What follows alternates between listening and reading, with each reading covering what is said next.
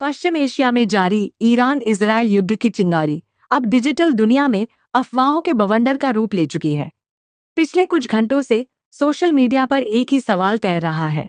क्या भारत में फिर से लॉकडाउन लगने वाला है? गूगल सर्च इंजन पर लॉकडाउन 2026 और इंडिया लॉकडाउन अगेन जैसे कीवर्ड्स अचानक टॉप ट्रेंडिंग चार्ट पर आ गए हैं। दरअसल लोकसभा में प्रधानमंत्री नरेंद्र मोदी द्वारा दिए गए एक संबोधन को गलत संदर्भ में पेश किए जाने के बाद आम जनता के बीच ऊहापोह की स्थिति पैदा हो गई है।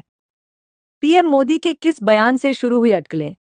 बीते 23 मार्च 2026 को प्रधानमंत्री नरेंद्र मोदी ने लोकसभा में पश्चिम एशिया के बिगड़ते हालातों पर देश को संबोधित किया था।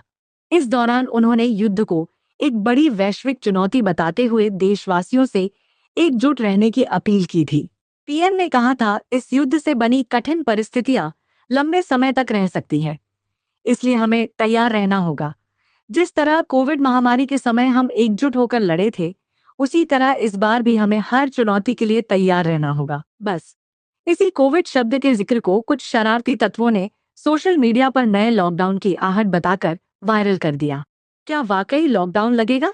समझे प्रधानमंत्री के कहने का असली मतलब।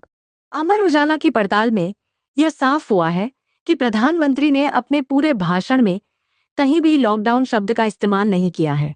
उनके कोविड जैसी तैयारी वाले बयान का सीधा संबंध आर्थिक सुरक्षा और सप्लाई चेन से था। सरकार का मुख्य फोकस इस बात पर है कि युद्ध के कारण पेट्रोल, डीजल, एलपीजी और उर्वरक फर्टिलाइजर की आपूर्ति बाधित न हो।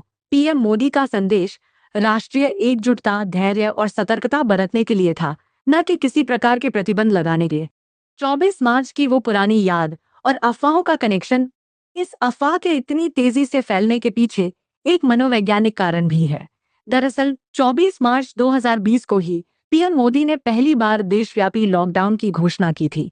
इस घटना की छठी वर्षगांठ से ठीक एक दिन पहले पीएम का ये भाषण आया, जिससे लोगों की पुरानी यादें ताजा हो गईं। कुछ लोगों ने कोविड जैसी तैयारी को गलत तरीके से डिकोड किया और इसे लॉकडाउन 2.0 का